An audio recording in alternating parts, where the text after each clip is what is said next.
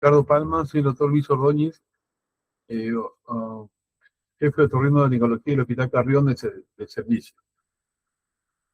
Hoy día vamos a tocar el tema nuevamente de examen instrumental de la cavidad nasal, ¿ya?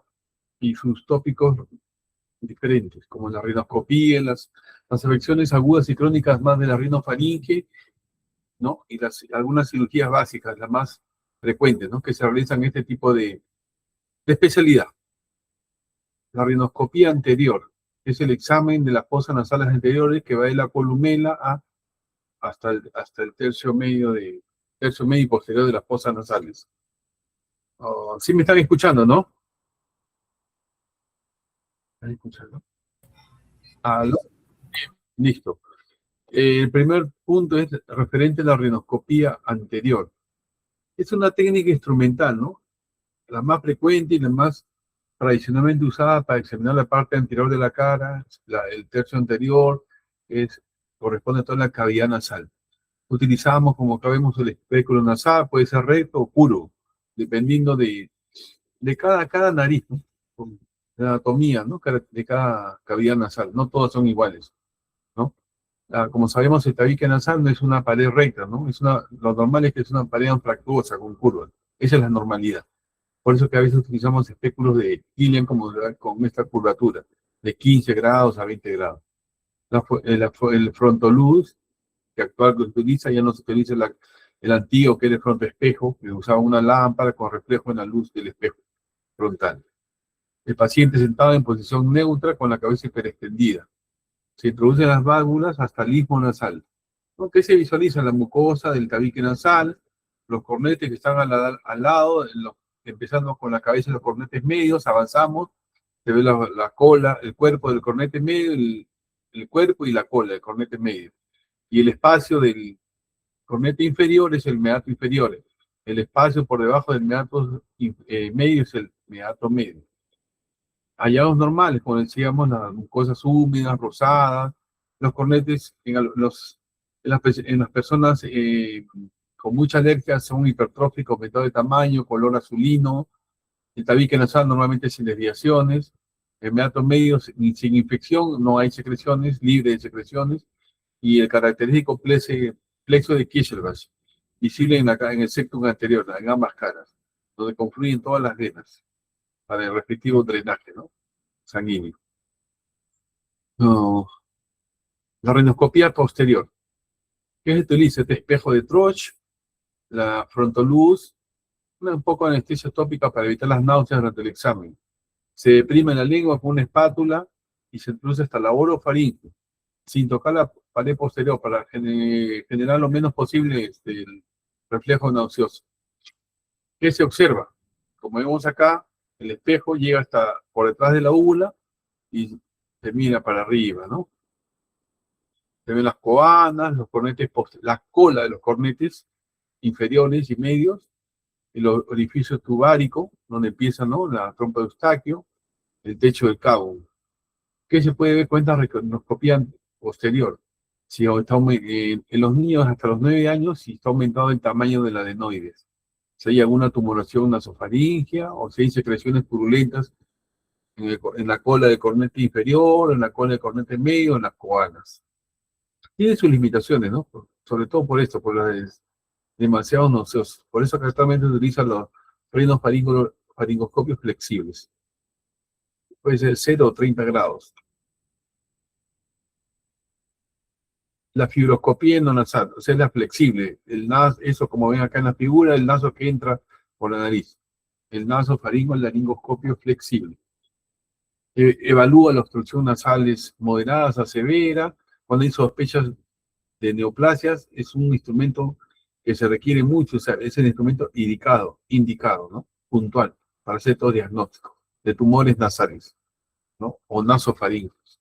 En los estudios de estos tumores que causan recurrente epistaxis, sangrados nasales recurrentes. Para los controles postoperatorios, la cirugía endoscópica nasosinusales, se requiere mucho este naso flexible. También para diagnóstico de disfunción tubaria, o sea, mala función de la trompa de Eustaquio. Y sobre todo cuando hay otitis media serosa con efusión. El giroscopio tiene sus ventajas. Es flexible. Tiene un canal de trabajo de 3.5 o 4.5 milímetros. ¿No? Previamente se utiliza vasoconstrictores, ¿no? Para que haya una buena ampliación de la cavidad nasal. Pasa por el meato inferior, o sea, por debajo del cornete medio, el cornete inferior, y la visión es directa. La visión es directa a toda la cavidad de la rinofaringe. Como tiene canal de trabajo, hay posibilidad de biopsia y fotografías, ¿no? Además. Las lesiones agudas de las fosas nasales, vestibulitis, furúnculos, ¿no? Las rinitis agudas. La vestibulitis, como bien dice su nombre, es la inflamación de la piel del vestíbulo nasal, como acá se puede ver característicamente. Las bacterias más comprometidas son las Staphylococcus aureus, que originan una irritación crónica, signos de flebosis crónico, clínica, eritema, ¿no? Fisura, prurito, costras, dolor. Tópicamente se utiliza la mupirocina para contrarrestar esta infección de Staphylococcus aureus. 2 a 10 días, con una buena higiene local. En algunos casos ya se indica antibiótico, ¿no? De segunda generación, cefalosporina, cefalexina, ¿no? Forúnculo nasal. Esta es una foliculitis profunda producida por la misma bacteria, Staphylococcus aureus, ¿no? Localización en la fibrosis del vestíbulo anterior. Características clínicas: un dolor intenso, piel tensa, eritematosa, tumefacta. Riesgo, pero un riesgo muy alejado, ¿no? O sea, ni trombosis de seno cavernoso, ¿no? Tratamiento con cloxacilina, vía oral, o también se puede dar dicloxacilina o cefalexina. Nunca se exprime porque se complica. Lo más frecuente de complicaciones es celulitis, ¿no? Nasal, y ahí se amplía celulitis de carne, lo cual ya requiere hospitalización. Clasificación de las rinitis. Hay rinitis infecciosas, alérgicas, vasomotoras. Las infecciosas, las más frecuentes, 70% de las infecciones son virales, ¿no? 30% son bacterianas. 5 o 7 días, cuando no se resuelve la infección viral, ya se complica. Pásese la infección secundaria, o sea, bacteriana. Y la alérgica. Inflamación alérgica crónica, ¿no? De la mucosa nasal mediada por inmunoglobulina E. Puede ser estacional o perenne, ¿no? Dependiendo de la exposición alergénica, el tiempo de exposición. Y la vasomotora, que no es alérgica, ¿eh? Acá se ve el cornete hinchado de hematoso. Origina el cuadro clínico de rinorrea acuosa abundante, obstrucción nasal, tornudos, y si no se resuelve en el futuro, todo lo que obstruye la nariz, como le dije hoy en la mañana a los alumnos, todo lo que obstruye el drenaje de las fosas nasales causa sinusitis, cualquiera sea la causa. La rinitis atrófica, o también le llaman ocena, es cuando tiene muchas causas.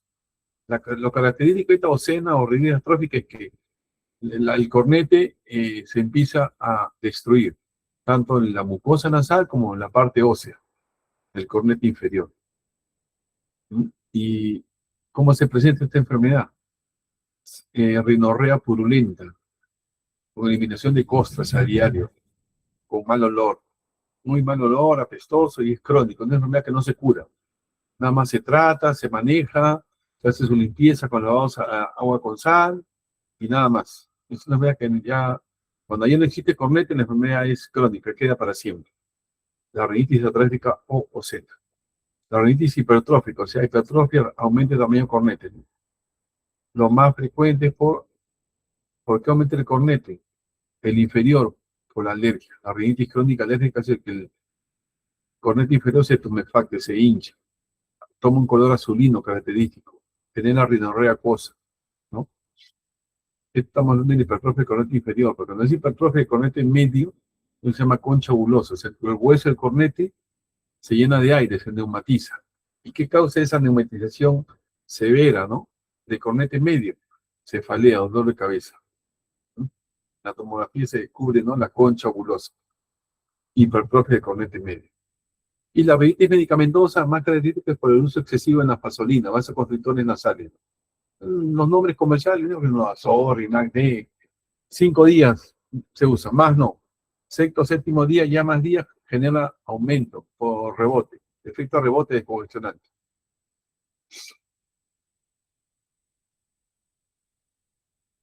Un poco más de rinitis alérgica vasomotora, la alérgica, como sabemos, está mediado por la inmunoglobulina I, por hipersensibilización a los alergenos del medio ambiente. característica es los estornudos en sal, la renueva acuosa, el prurito, obstrucción nasal. Por lo general, como dije la vez pasada, en la primera exposición, la rinitis alérgica no solamente es nasal, también es ocular. Nunca va sola, siempre va acompañada con síntomas y síntomas de alergia ocular.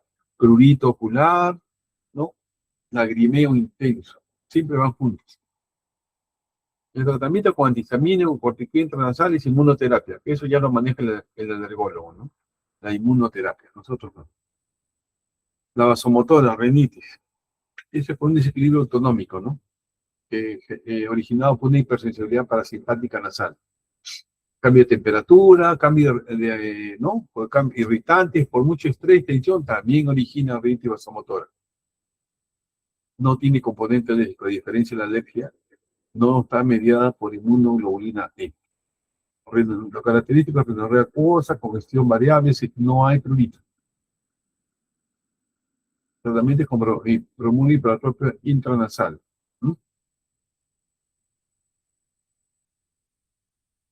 Acá hablamos un poco de, como decimos, de leucemia, atrofia mucosa y corneta, rinorrea purulenta fétida, costras.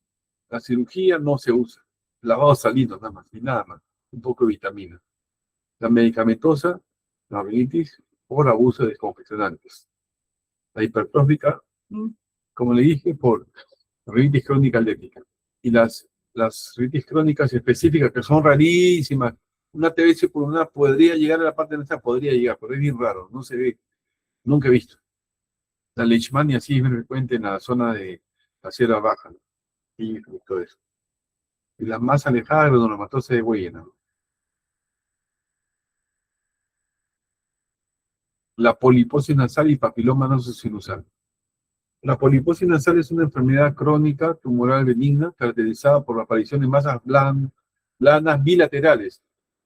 No son insensibles al tacto, exacto, no causan dolor, ¿no? Siempre está asociada por lo general a intolerancia a los aires. Signos son obstrucción nasal, anomia, rinorrea acuosa. Antes hacía la estadificación del Macay, ahora hay otras. No es para esta clase. Tratamiento es con corticoides intranasales y si persisten los pólipos, cirugía.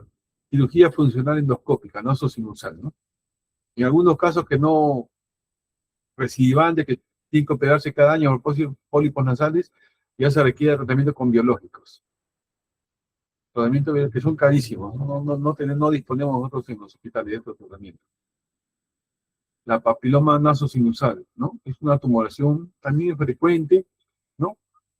Se le conoce como papiloma invertido de schneideriano, ¿no? Localización en la pared lateral nasal, o sea, del cornete al lado. Ahí aparece, es su zona de nacimiento. El cornete medio, el meato medio. Asociado simple también al virus papiloma, de estos tipos, el 6 y el 11. De 5 a 10%, después de 5 o 10 años se maligniza, si no son retirados totalmente, ¿no? De la zona comprometida, anatómica comprometida, ¿no? El diagnóstico es endoscopía con biopsia y el tratamiento de la lesión endoscópica amplia. Obstrucción nasal. En general, la fisiológica.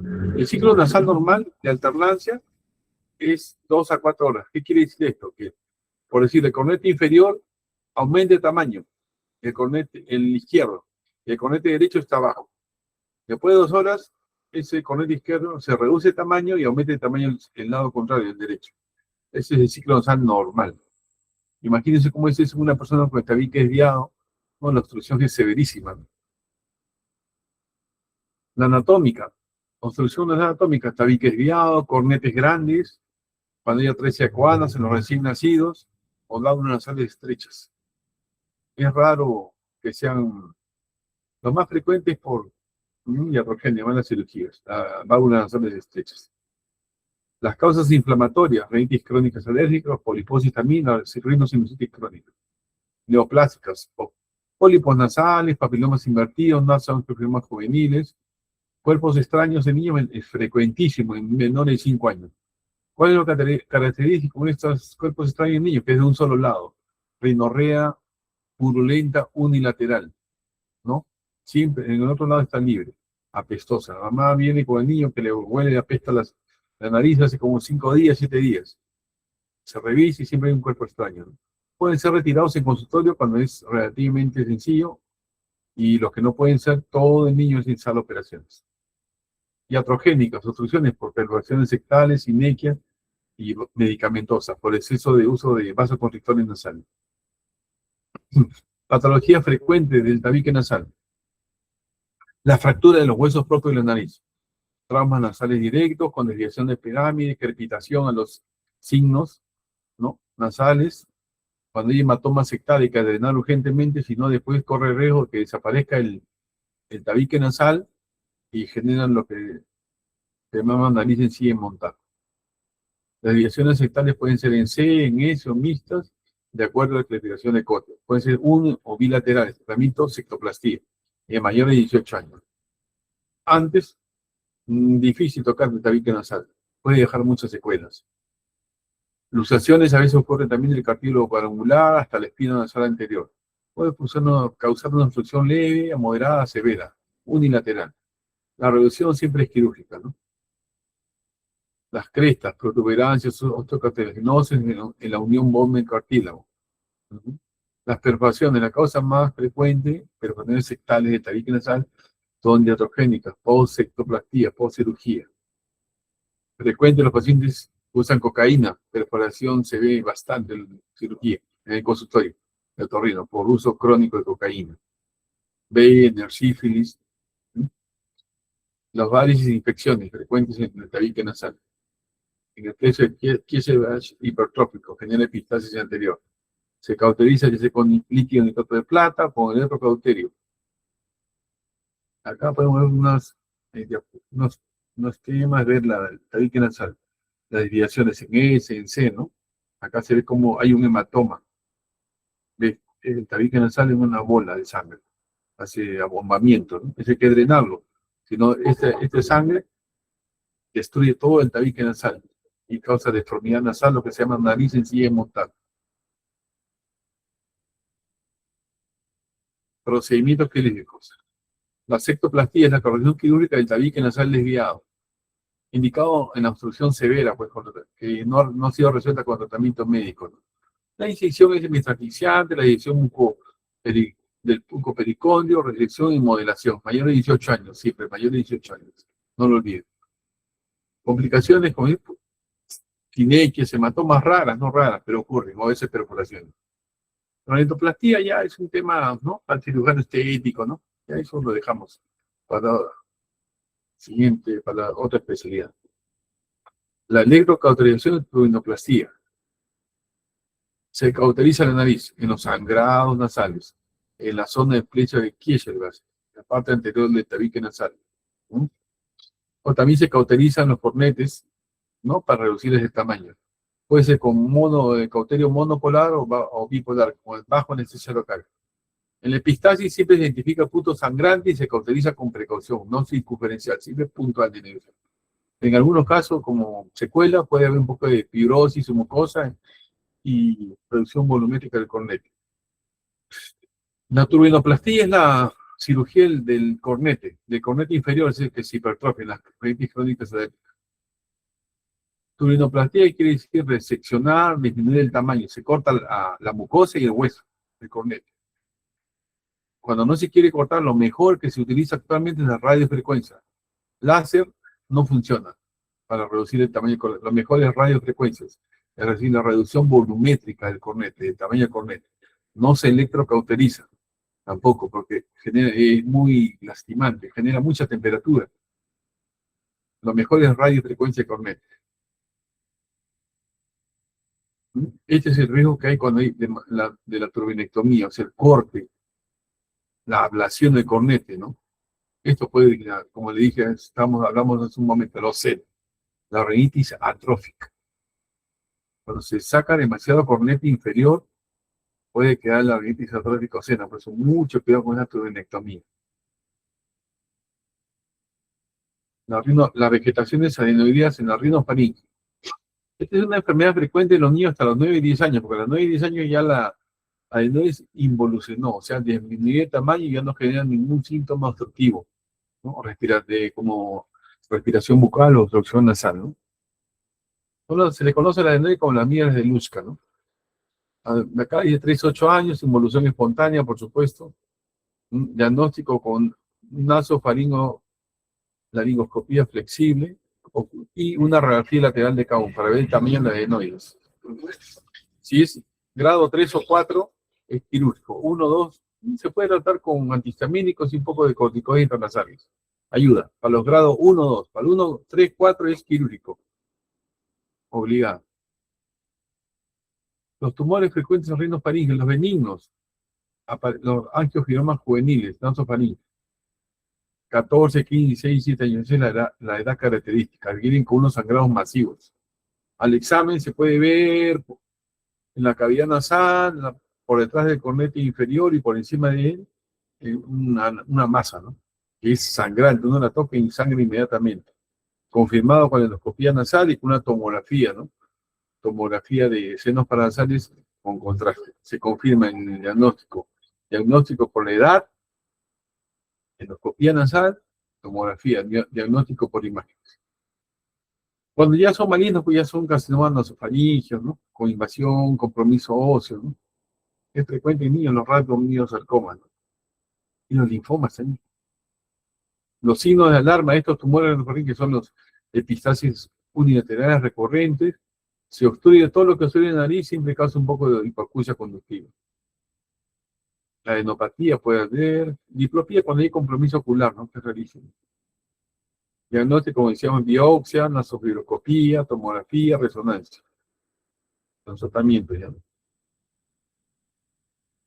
Los puntos claves del módulo, la radioscopía anterior y la nasofibroscopía son pilares del examen nasal, no lo olviden. Dominar su técnica es esencial.